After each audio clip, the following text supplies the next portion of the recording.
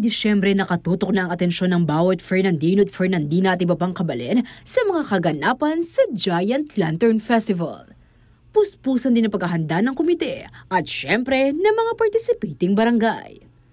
May 10 kalahok sa ligiligang parol ngayong taon at isa na rito ang Barangay Santo Niño. Dahil ito ang first full year bilang kapitan, itinodo raw ni Kapitan Janino Padilla ang kanyang suporta sa kanilang higanting parol. Kahit na medyo magastos yung Giant Lantern natin, talagang nagpursige ako para makasali uli. At yun nga yung sinabi ko, taon-taon sasali kami dahil yan ang tradisyon ng Cito Tourism at nakakatulong sa atin.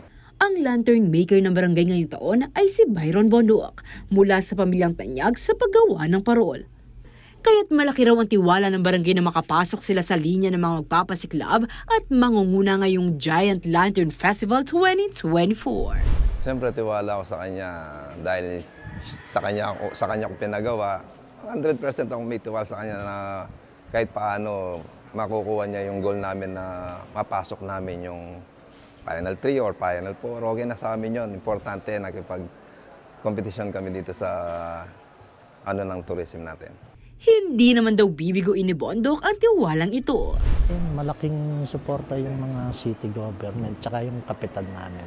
Kaya yung best namin bibigay namin sa kaya pipilitin namin talagang manalo.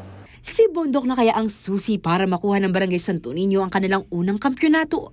Abangan sa Giant Lantern Festival 2024 sa December 14 sa Robinson Star Mills, Pampanga.